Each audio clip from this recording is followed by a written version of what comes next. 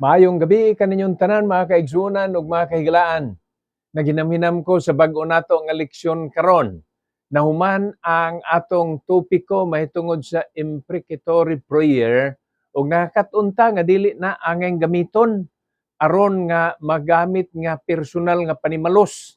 Apan ang atong katuyuan niya na ang Dios sa iyang kagamhanan ug sa iyang kaugalingong pamaagi igabubo niya ang iyahang nga hukom alang sa mga tawo nga tighimo og dautan, tigdaot sa iyahang nga buluhaton.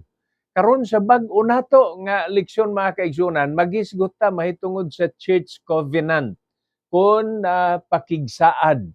Ang katuyuan nining maong pakigsaad mga kaigsunan, base kini sa gitudlo sa balaang kasulatan nga mismo ang Dios naghatag siya og pakigsaad kon covenant sa iyang mga katawhan, mausad na ang pagahimuon sa mga Kristohanon diha sa ilahang iglesia diin sila na membro.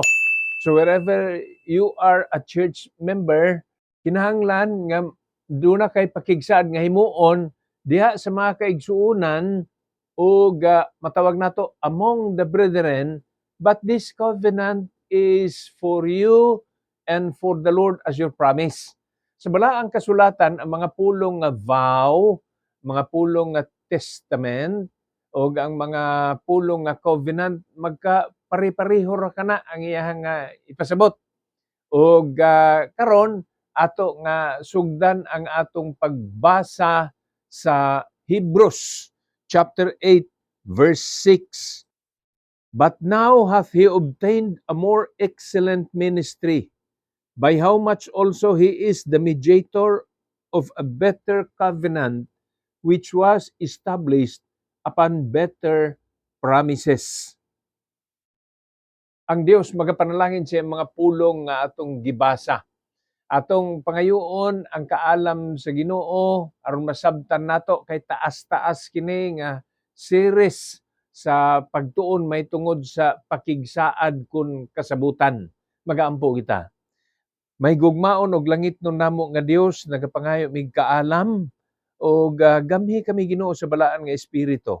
Masabtan og magamit namo kining maong pakigsaad sa ngalan ni Kristo Jesus. Amen.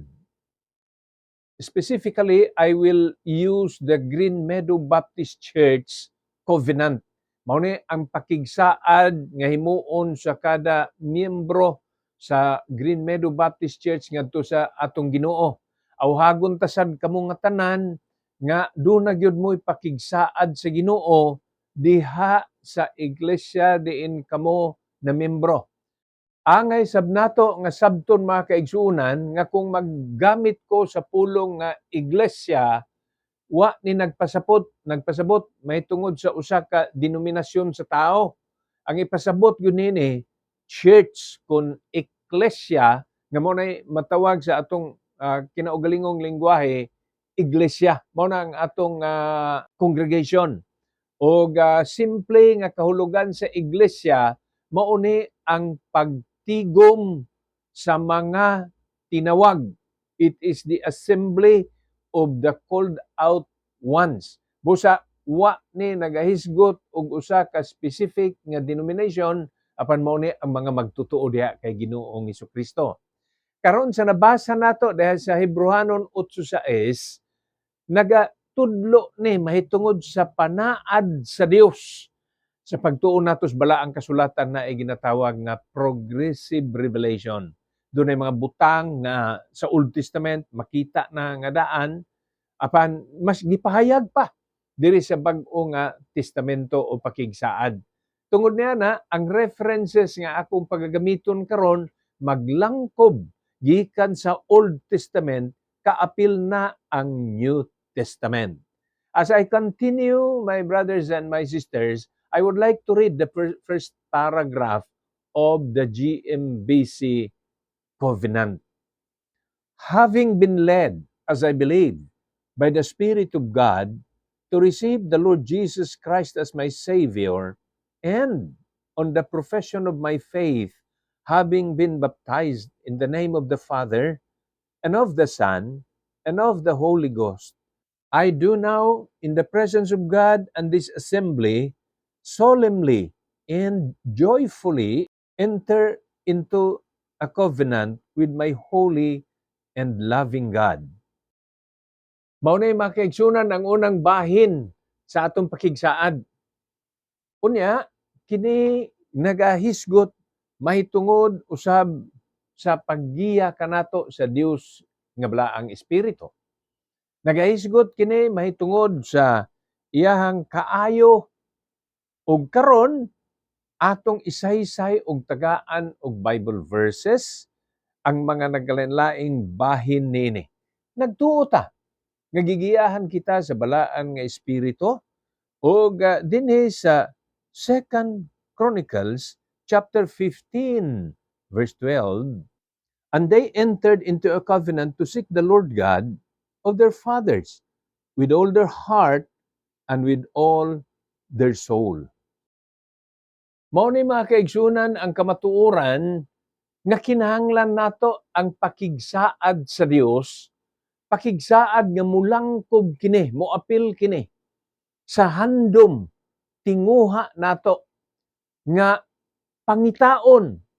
Ang ipasabot niya ni higugmaon, tun-an, dili biyaan, dili magpalayo.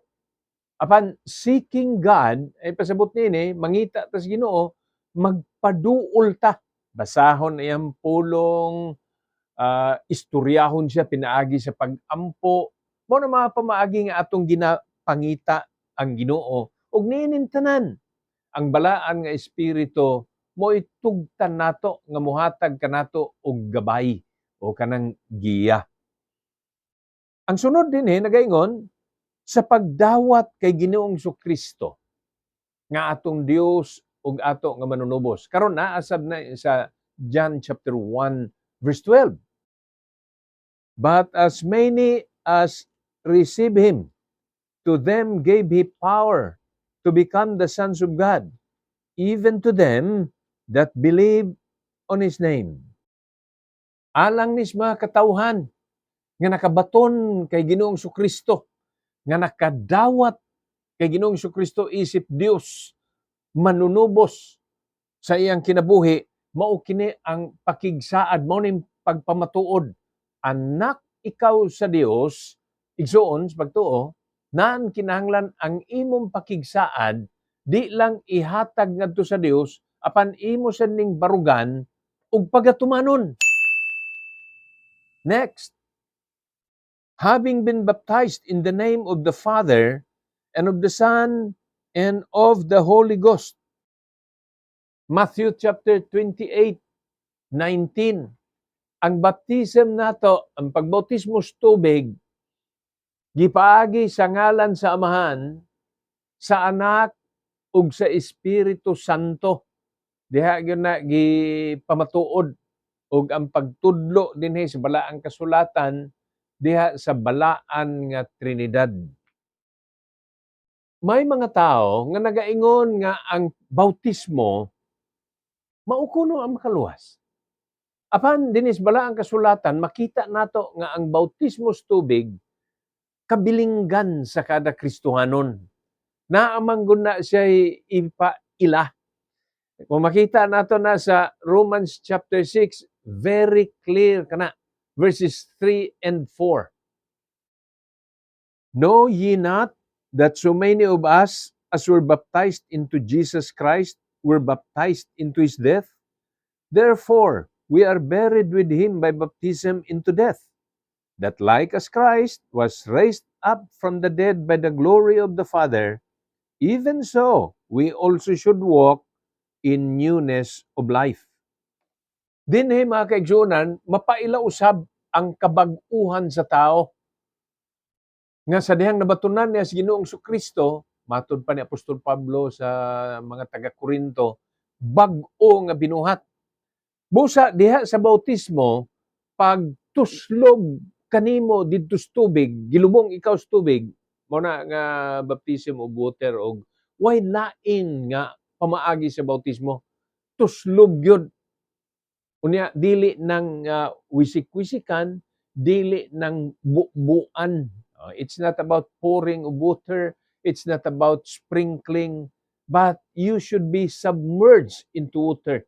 Mao na ang biblical baptism. Kay ang simbolo ni ana mao ni pagtuslob sa imos tubig, ang ipasabot ana namatay ka uban sa imong mga kasalanan. Pagbangon sa imuha, gipaila usab diha nga imo nang gilubong ang mga kasalanan, gibiyaan bag-o na ikaw nga binuhat. Apan wa ni nagpasabot nga diha sa baptism o sa pagbautismo sa tubig, diha mao ang kausaban. Di ni nagpasabot nga diha mao ang kaluwasan. Tungod kay ang kaluwasan, sigon pa ni Apostol Pablo sa sulat niya sa mga taga-Episo, we are saved by grace through faith, not of ourselves. It is the gift of God, not of works, lest any man should boast. Mao na nga klaro mga kaigsunan nga kabilinggan nato ang bautismo ug angay gyud nato ng pagaymuon.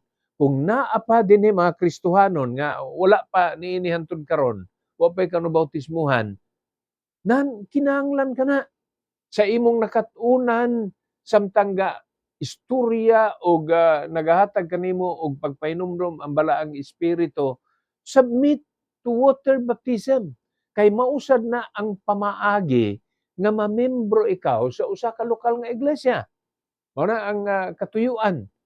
Ug dunay ubang pamaagi tingali ipaagi sa affiliation, pero ang pinakadaghang paagi nga mamembro ka sa iglesia, mao kanang magpabautismo sa ngalan sa Amahan, sa Anak ug sa Espiritu Santo sa tubig. Karon tiwason nato ang katapusang bahin sa first paragraph niining Church Covenant.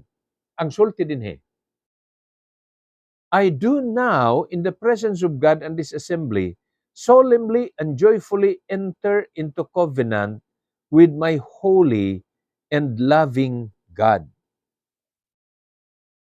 Human niini, gigiyahan kas bala ang Espiritu. Giila nimo si Ginoong Hesus nga imong mananubos. Nabautismuhan ikaw. Sa presensya sa mga kaigsuonan sa pagtuo, og sa atubangan sa Dios, ikaw magasaad with all seriousness.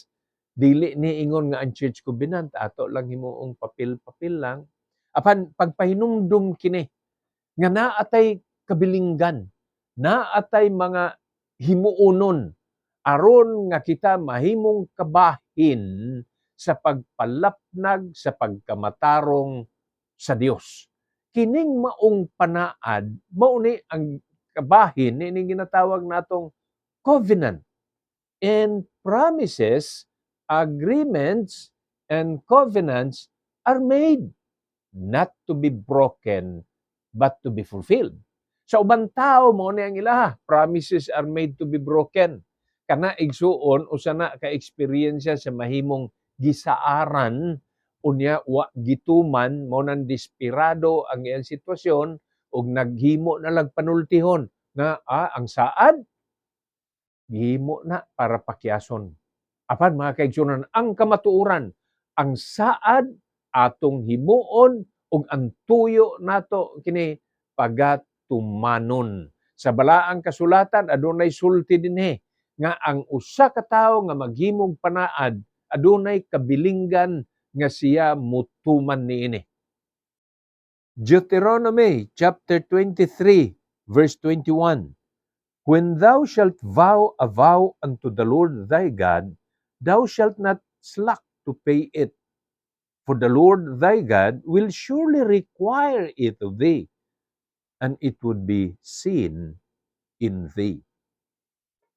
Matuod nga daghang tao nga napakya sa ilang panaad. Kita mismo doon natin panaad nga tingaliwa nato na tuman. May mga tao og naka-experience putang gisaaran, unyawa na tuman sa uban. Apan ang saad ibalik nato sa hustong konteksto. Maghimo tag pakigsaad, musaad ta subang tao, musaad ta ngadto sa Ginoo, ang ato pagatumanon nato. Kay ang saad nato sa Dios, iya gyud ang paninglon. Moabot ang panahon nga ang mga taong nangalimot sa ilang saan ngadto sa Dios maningil ang Dios. Dili ni panghadlok nga di na ta manaad sa Ginoo. Apan mga kaigsuonan, pagdasig kini nga maghimo tag mga panaad, unya manimbasog yun ta nga matuman usab nato ang atong gisaad. Hinaot pa nga sa pagpadayon niining atong church covenant, makatuunan nato nga sa dihang gidawat nato si Ginoong Kristo, naglangkob sad na og kabilinggan gikan sa mga kaayong iyang gihatag, doon na po'y atbang ni ana mga kabilinggan. Ug susunod nato nga mensahe mahitungod niining church covenant. Tanawon nato ang atong mga nagkalinlaing kabilinggan aron nga mahimo pud tang panalangin sa daghang mga katawan ug ang atong ginahimo makahatag og pagdaig sa atong Dios. Ang Dios magapanalangin kanaton tanan. To God be the glory and shalom.